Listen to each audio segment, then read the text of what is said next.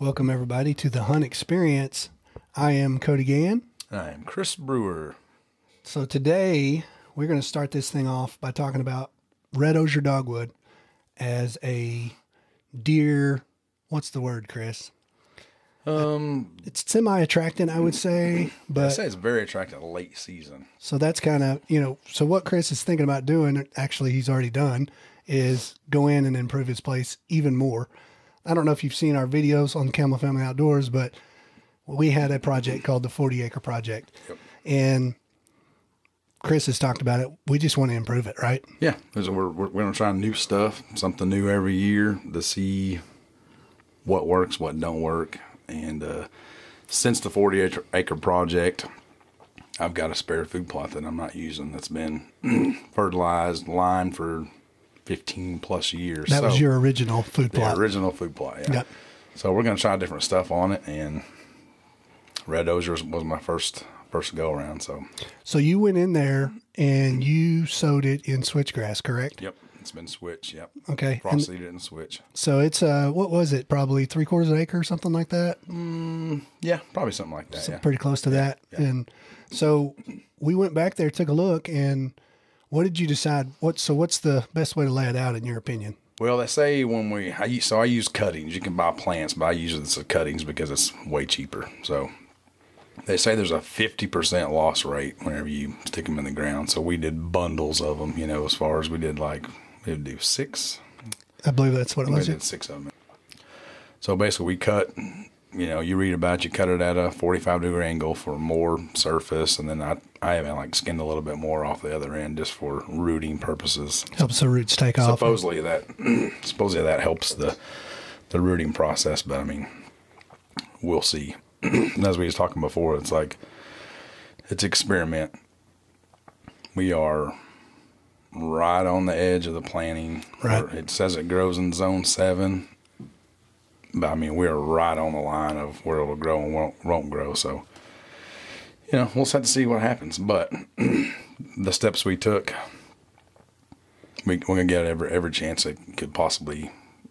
We used the growth hormone on it. We trimmed it. We put it, the right depth in the ground. We caged it all because I still got multiple does coming around in there. So yeah. If it does happen to put a green sprig, I think they'll just eat it. So we caged every single 55 plants. Right. Yeah. Like that. And that's the thing with you.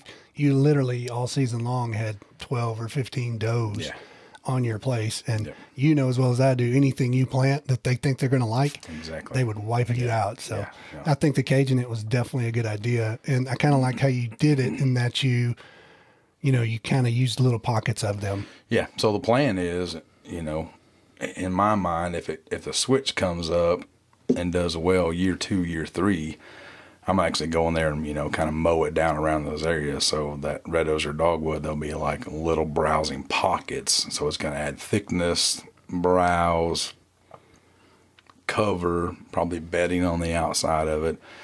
And the way it lays on the property is there's 3 other kill plots. So it's kind of like a little triangle there. So this is going to be just another browse plot in the middle of that triangle. So it's kind of a no-brainer if it works. And it could. And if it does, I mean, that's just all the better for your property. Well, like I said before, it's I'm watching, I'm listening to podcasts, I'm watching YouTube videos, I'm reading articles. I saw several people put the stuff in the ground.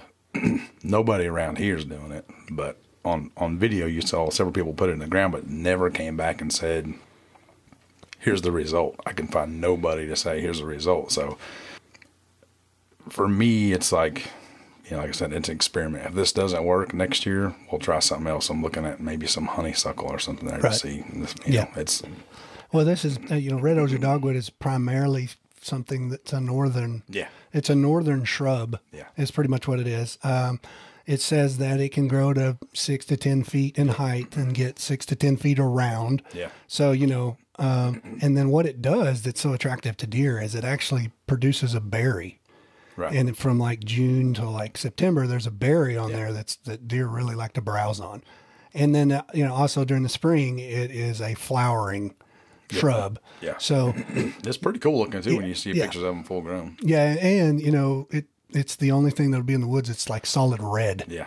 It's kind That'd of be cool. I mean, everything you look at, they call it basically deer candy, because they say even like if you try it yourself, like take a bite of the bark, it has like a sweet appley flavor. Oh, well. I didn't do that, but You didn't eat one of them? no, I didn't try.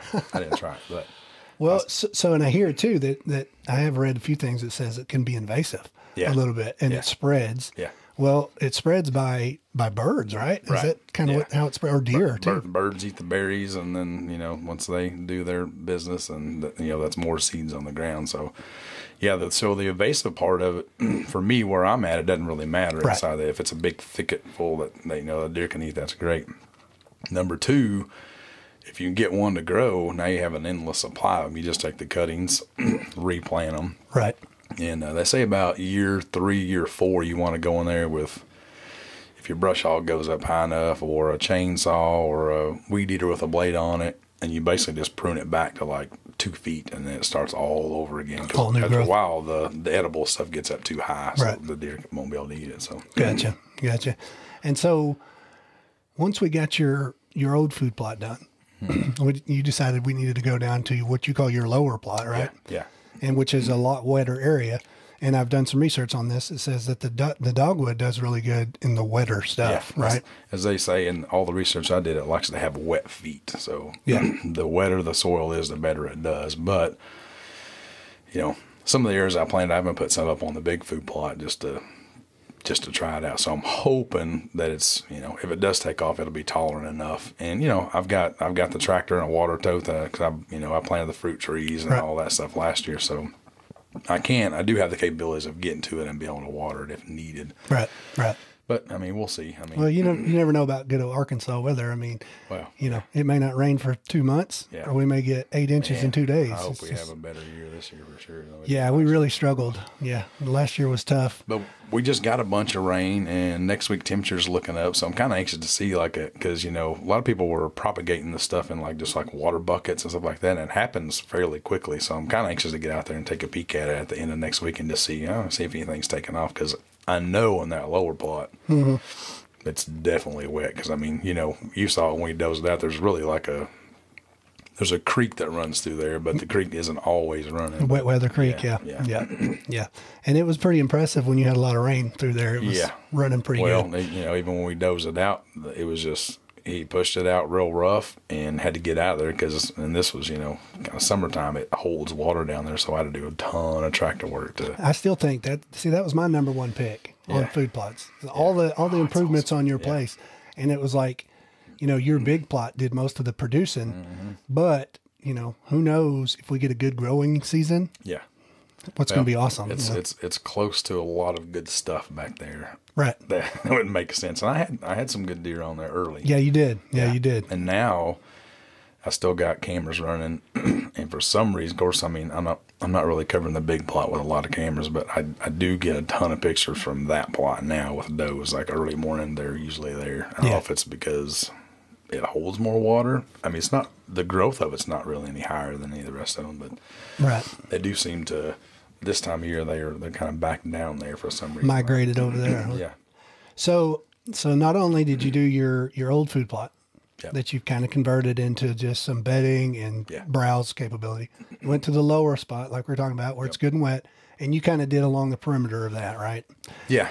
So I basically wanted it to be kind of just add a little more edge to it, and also if it does work, it's going to help my exit and entrance as well if it becomes that thicket. And not to mention it's along that edge I have a really nice bow stand right there too. So if it was an added attraction, there you go. It's well within bow range, so that was another addition. Not to mention that's where it was really the wettest on that southern end. Right.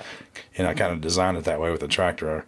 I'll switch it from the top side to the bottom side, so I can get a food plot in there. And so from there, you decided you want to put some up around the big food plot too, right? Yeah. Try it. What the heck? So I tried something new this year. I'm trying something new this year. We used sorghum for our plot screen last year. Yep. So I got rid of all the sorghum, brush hogged it all down, and I planted everything in switch. So I basically divided into 3 food plots. So I even have some switchgrass screening up top, Right. with some fruit trees there, and then I went about 2/3 of the way down. I made another big zigzaggy line of it, and I put Red Osier Dogwood on the ends of those, and then some on the side that's going to be closest for me to shoot at where my stands are, basically. So I planted like 6 or 7 down through there. Yeah, just to see how they do. Yeah. Yeah. And then basically the thing was just bought some chicken wire and some big tomato steaks and cut them with the chainsaw. And I made all the cages at the house, just cut about 3 foot of wire, wrapped them in a circle, stuck them in there, put a stake on it, and just rolled the top over so nothing could get to them. So. Just keep those deer from nipping them off. Yeah. Right If it does sprout, I mean, I'd like to give them a shot to go. So. Yeah, because you got a bunch of deer just hanging around, now at this point. Mm-hmm. They've figured out where the food's at. Oh, yeah, for sure. Yeah, so, I mean, that's part of the fun, though. I mean, yeah. But so it's still be interesting to see. Like you said, it's an experiment. Yeah. We're right there on the cuff of whether you should plant it or not. Yeah, no, we're definitely on the line. But like I said, no more. I mean, I don't know. And even some of the bedding areas, that I've made there, I stuck probably 3 or 4, inside treetops and stuff like that. That if it works, yeah, it'd be pretty awesome. But I mean, it's yet to be seen. But that's kind of that old food plot for me. That's kind of what I want to do. I want to try different stuff, like just to see what works, what don't work. I mean, because like I said, we talked about it. Nobody around here probably even heard of the thing. Right. It's like, right. So why not give it a shot for, whatever you got at $70 or something in half a day. Right. Right. Well, if it works, it's just, like I said, it's going to improve your property. Yeah. And that's what it's all about at this point. I mean, we've proven that year one, you can have success on a property that we pretty much, you know what I mean? So, was it easy? No, it wasn't easy. And was it a ton of work? Yes, it was a ton of work. But me and you've talked about it before. With anything in the whitetail woods, if you put in a little more work than the next guy, you get benefit from it. Yeah. You know what I mean? And that's kind of what we've learned, I think. Try new things. I mean, and work. We talked about the hunting aspect of it, as far as like we have similar hunting styles to where we want to go in farther than anybody else and, carry all the gear, the stands, nobody's been here before type thing. Yeah. And it kind of relates the same thing to, private property in your own little food plot area. It's like work harder, try new things. Mm-hmm. What we did last year, like I was telling my wife this, like this year should be a breeze, compared to what we did last year. I was out there every day, like trails, trimming, planting, tilling, like exactly. It was a project, so now we can kind of play around and see, change stuff up. I mean, I'm hoping the switchgrass comes pretty good this year. Yep. Tried a different type of seed this year, so the plot screen I wasn't super excited about. It didn't really do what I wanted it to do. Yeah. But I wanted like a quick fix, and that's why we decided to go with that. But drought pretty much got weather pending. Mm-hmm. I'm not saying it was a bad product. It just didn't do so. But I didn't want to wait the 3 years for the switchgrass to come in, so it's like, let's put up this stuff and see what happens. But now I'm pretty much sold out to the switchgrass side of it. And just sticking it out. I'm going to keep trying it till I get it to come up and get it going. Well, you got a good stand year one. My place here, I've planted it for years, and my first year, for the most part, never looked like yours. Yeah. So I'm excited for you because I think year two, you're really going to have a stand of it. Yeah. And some spots for sure. Yeah, there's some definitely promising spots, and then like I said, where I took out all that plot screen stuff, it's there's no reason why it shouldn't grow down there. I mean, it's gonna get full sun. Right. It's it's on the lower side. It's on the big side of the teardrop, which is the lower side. So it if we get any kind of rain, precipitation at all, that can help it out. It should be golden. And just to summarize that whole setup is what we've learned. And this will be another topic for another day. But access, how huge access is, and that's changed completely how I hunt. Yeah. I've learned a lot from that. But getting kind of back to the subject of the Red Osier Dogwood. Yeah. So if it works and it becomes an attractant to deer, Yeah. it becomes something that thickens up your woods. Yep. You know, it was worth trying. Oh, for sure. Yeah. Yeah, I mean, this, so it's like we talked about, right? Nobody else has it. Yeah. So if it actually works, how does that change my property? Right. Right. Well, see, and me and you, the thing that's funny is if it works on your place, guess who's planting it next? Yeah. Oh, yeah. It's yeah. coming over here. Yeah, for sure. Well, and the good thing about it is it's, you know, like we said, it's a renewable resource. If you can get one plant to go, now, you just take clippings off of it. You know, once it gets, of age. But, Keeping establishing it. So, yeah. And I think it will, talking of access, it's going to help my access on some of those areas exactly. because it's going to block, especially on that lower side, Right, right. I mean, for us, it's all about daytime bucks on their feet. Yeah. So whatever we can do on our properties to make that happen. Yeah.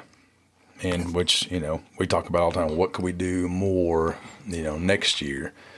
I think my setup, speaking just directly about my place alone, it worked pretty good.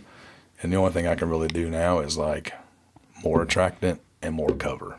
Yeah. And this kind of does both. So that's why I was like, man, I'm going to try it and just see what happens because, you learn as you go. But if we never try this, we won't know Right. if it works or not. So Exactly. I'm going to give it its best shot and try to, what we did, the research I did, I knew it was a borderline attractant, but I was like, I want to check it out. So it's exciting because if it takes off, I mean, like I said, deer around here have probably never seen it, tried it, browsed on it, nothing. So, I mean, it could be, as effective as a food plot, Right. Right. And it's right in the middle of 3 other kill plots that are going through there. They were already pretty tracked up in corridors, kind of running around through there. There's bedding to the south of it. So I think it could be deadly, but it's a big if because we just don't know until we start checking up on it. Arkansas weather is going to let it happen or not. Yeah. It's kind of like my, just for an example, like my miscanthus planting. Yeah. Everybody's talking about how it's going to make a wall in 2 years. And not so much in Arkansas with a drought. But, I mean, it's worth a try. Yeah. It's worth a try. Well, I think, weather.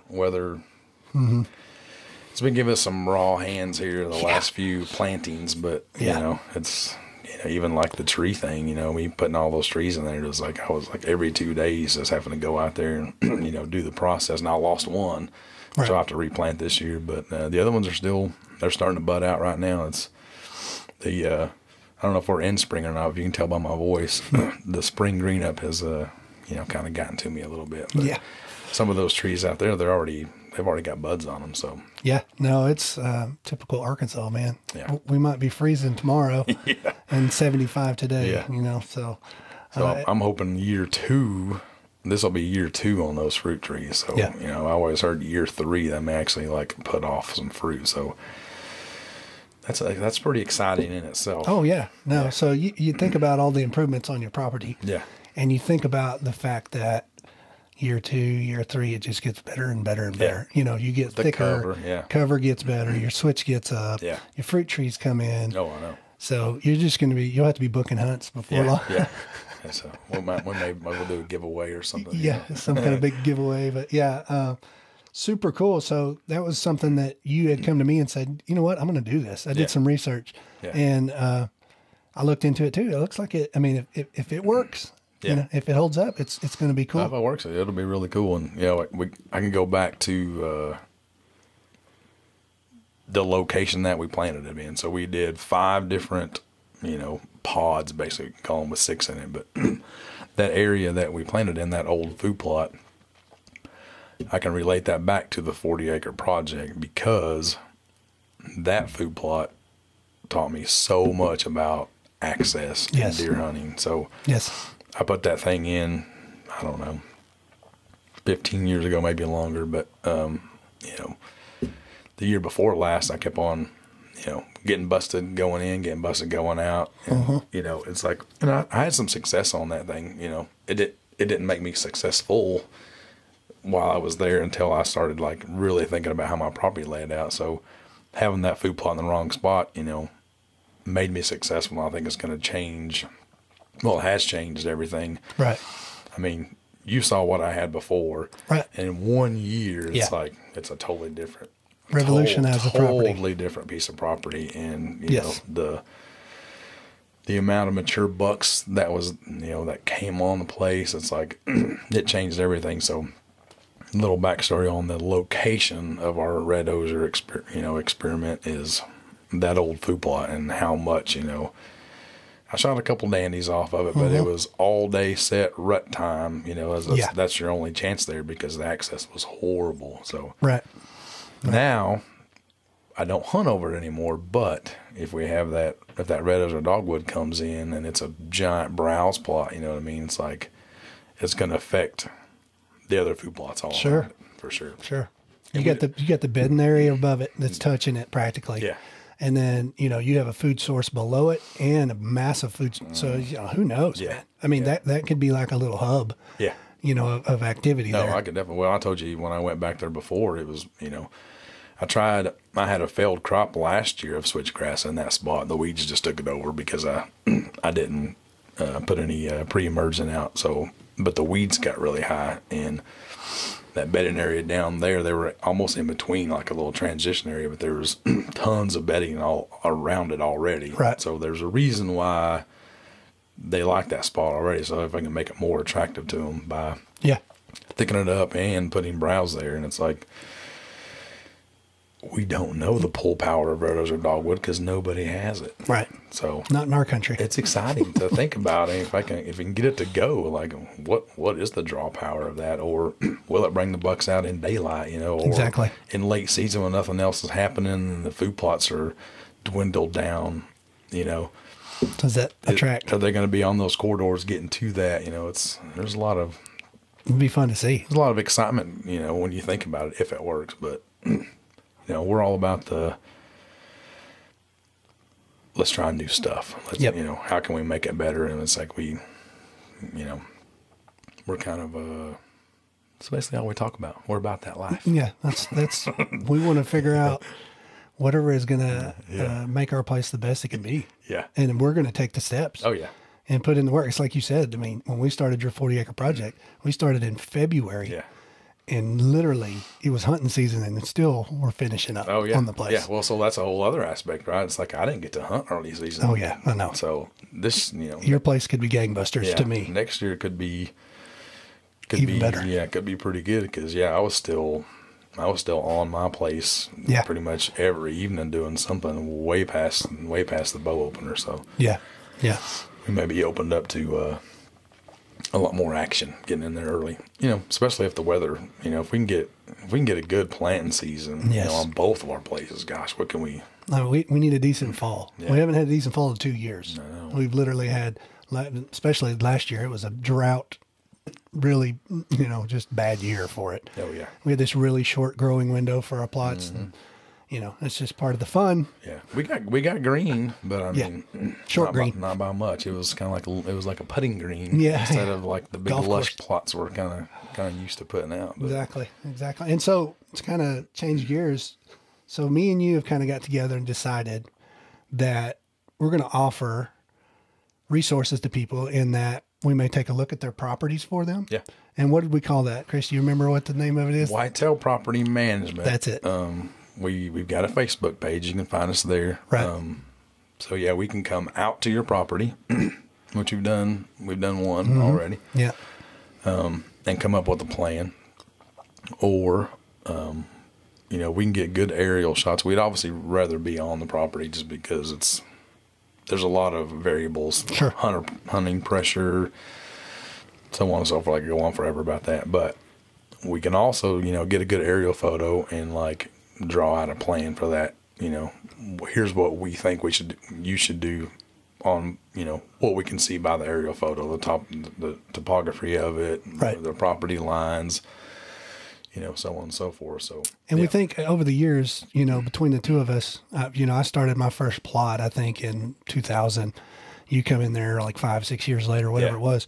Yeah. And we've learned a lot as far as on a personal piece of property. So, you know, I feel like we could probably help some people just with layout and access and, you know, and so that's something that we've kind of got our heads together and think, we'll see what happens. Well, like I said, I've learned a lot about access and just, what not to do. Right. And then the way I laid out my property this past year on the 40-acre project, I never got busted one time. I mean, so the access stuff is, I would say, probably the most important thing. And so, yeah, we're going to offer that service through Whitetail Property Management. We've got a Facebook with phone numbers on there and all that stuff. So if anybody's interested in that service, now's the time to get started for sure. Yeah. Because take a look at the property and see what could be done. Yeah. Never know. And so, and the other aspect is something that's new for us is we're starting this new podcast. Yeah. Exciting.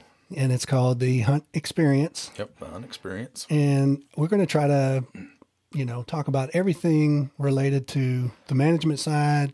We could get into all kinds of genres, actually. We're gonna have some, different guests on here. We've already kind of got lined out some experts in different fields. Yep. We may highlight a deer hunt and have the head up here. We may talk about how to cook the back strap after you harvest an animal. I mean, we're basically just gonna have fun. And how this all got started was you and me sitting around my fire pit. Right. Before we were shooting a little 10-minute bit and we talked for, 90 minutes and like, dude, we should just do this. Yeah, why don't we just talk about stuff? Yeah. So for me, we want to keep it light, natural, just two guys talking. Yeah. And this is something we would do anyway. Right. I mean, if I popped in today and you were outside doing something, we would be doing this. Yeah. We would chat it up. Yeah. We would chat it up. So why not, put that information out there? I think, I'm not an expert in any of this stuff. Just like the Red Osier Dogwood, it's like, I'm going to try it. Mm-hmm. And then if it works, and the good thing about it is for me, I want to come back and say, here's the results. Right. Because I couldn't find that anywhere. Exactly. It's like, so there's things that you and I know, and there's things that you and I don't know, but a lot of it you can't find anywhere. So if we can fill that gap a little bit, and give, we're going to have fun. We have some people up here talking, and hopefully somebody can learn a little bit of something. We'll see, man. I'm excited. I think it's going to be fun, like I said. It's already been fun. I mean, even just talking about it and thinking about it, and this is episode 1, but this is the kickoff. Yeah, here we go. Well, thank you guys for listening. This was the Hunt Experience. Yep. Have a good one. Thanks.